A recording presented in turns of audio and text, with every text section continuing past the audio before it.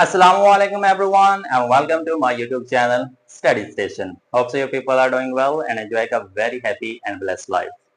Hey students, today we are going to discuss our second change in sentences. तो आज हम discuss करने जा रहे हैं जो sentences के अंदर change होती है उसकी change number 2 and the name of this change is change in interrogative sentences. जी ठीक सुना आपने. आज हमने जो change करनी है वो interrogative sentences की करनी है. आपको पता है कि कुछ जुमले सवालिया होते हैं, उन सवालिया जुमलों को इंट्रोगेटिव सेंटेंसेस कहते हैं. अगर जुमले के अंदर सवालिया जुमले आ गए हैं तो उनको आप किस तरह से चेंज करते हैं? Let's see in this change. जी, change in interrogative sentences. Interrogative कहते हैं सवालिया जुमले. ये इसका डिक्शनरी मीनिंग सिंपल सा. अगर हम इसकी डेफिनेशन देखें तो हम कह सकते हैं कि ऐसे जुमले जिनके अंदर सवाल पूछा जाता है, या आप आम अल्फाज में कह सकते हैं कि ऐसे जुमले जिनके अंदर आपसे कोई बात पूछी जाए उनको सवालिया जुमले कहते हैं. अब सवालिया जुमले अगर आपको नहीं पता चल रहा तो आपने छोटा सा काम करना है. आपको क्वेश्चन मार्क तो पता होगा, इसका तो नॉलेज होगा ना कि ये क्वेश्चन मार्क होता है. तो जो जुमला आ जाता है उसके अंदर अगर आपको ये क्वेश्चन मार्क नजर आ जाए एंड पे जाके लास्ट पे, तो आपको पता चल जाना चाहिए कि ये एक इंट्रोगेटिव सेंटेंस है. इसके अंदर एक सवाल पूछा गया है, इसके अंदर कोई बात पूछी गई. सबसे पहले काम आपने क्या करना है कि अंदर से क्वेश्चन मार्क ढूंढना है. क्वेश्चन मार्क मिल गया है, इट मींस इसके अंदर आपसे क्या पूछा गया है? एक सवाल या आपसे कोई बात पूछी गई. ये पहली चीज आपने ध्यान में रखी. जब आपको पता चल जाता है कि ये एक सवालिया जुमला है, तब आपने ये देखना है कि जो सवालिया जुमला बना हुआ है ये बेसिकली किस चीज से बना है.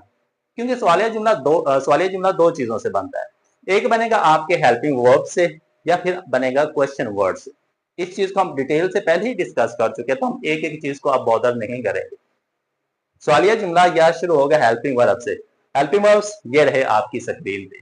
अगर ये डायरेक्ट स्पीच के अंदर इन्वर्टेड कॉमास के अंदर स्टार्ट के अंदर ये आपके हेल्पिंग वर्ब्स आ रहे हैं, इट मींस कि इनके एंड पे क्वेश्चन मार्क लाजमी आएगा और वो एक सवालिया जुमला बन जाएगा. अब सवालिया जुमला हेल्पिंग वर्ब से ही बनता है और दूसरा बनता है इन क्वेश्चन वर्ड से.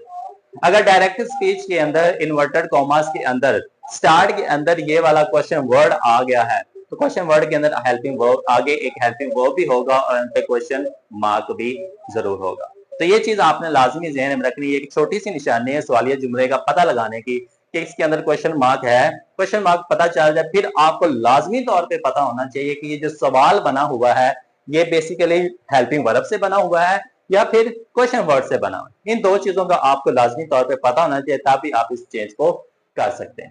ठीक है जी. अब आपको पता चल गया कि ये सवालिया जुमला भी है और आपको पता चल गया कि जो सवालिया बना हुआ है ये या तो हेल्पिंग वर्ब से बना हुआ है या फिर क्वेश्चन वर्ड से बना हुआ है. तब आपकी जो चेंज हो जाएगी वो सिंपल हो जाएगी. फिर आपने बाकी की चेंजेस उन्हीं रूल्स की बेस पे करनी है. ठीक है जी. सबसे जो पहला रूल आपने करना है वो रिपोर्टिंग वर्ब चेंज करना है. रिपोर्टिंग वर्ब आप दो तरह से चेंज कर सकते हो. या तो उसकी जगह लगा दो आस्क या उसकी जगह लगा दो क्वेश्चन, और बाज दफा हम इंक्वायरी भी लगाते हैं. ये तीन तरह से आप सवालिया जुमले का रिपोर्टिंग वर्ब चेंज करते हैं.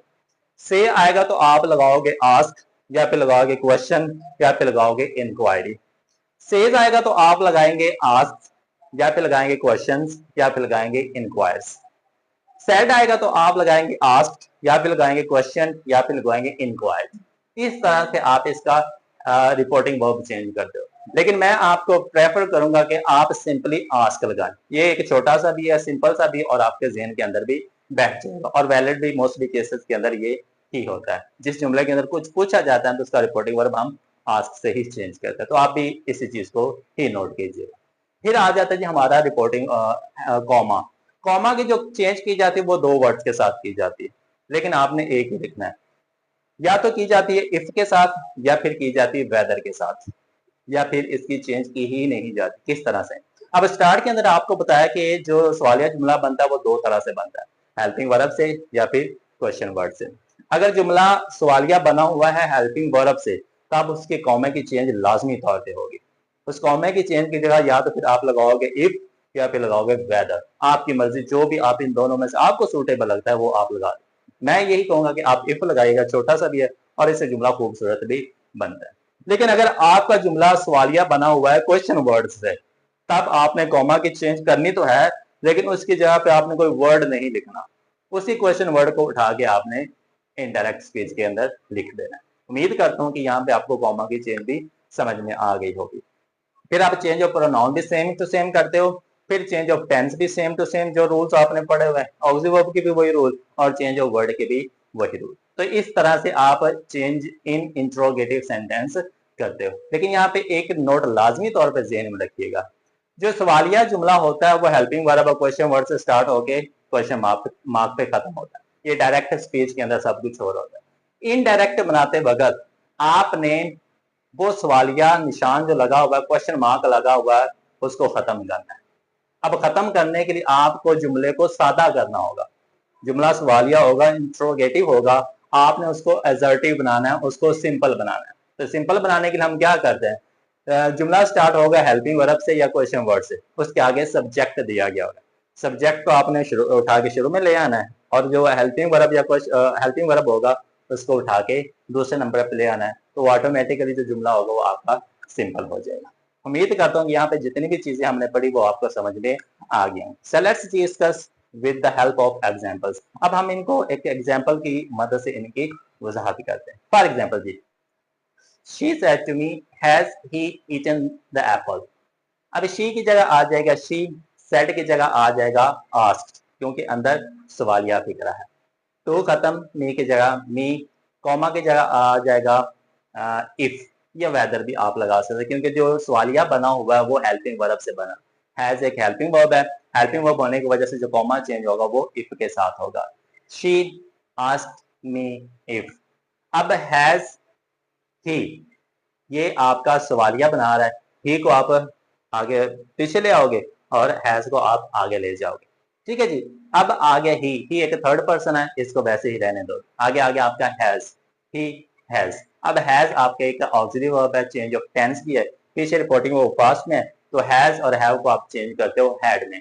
ही हैड ईटन द एप्पल आपका वैसे का वैसा ही आएगा। ठीक है जी। तो इस तरह से आप एक छोटी सी चेंज करते हो, छोटी सा रद्दो बदल करते हो, रद्दो बदल करके वो आपकी जो चेंज होती है, चेंज ऑफ इंट्रोगेटिव सेंटेंसेस, वो आपकी इजीली हो जाती है। तो ये था जी सवालिया जुमला, जो कि हमने हेल्पिंग वर्ब की मदद से किया। अब हम एक सवालिया जुमला कर लेते हैं जो क्वेश्चन वर्ड की मदद से स्टार्ट होता है। कैसे?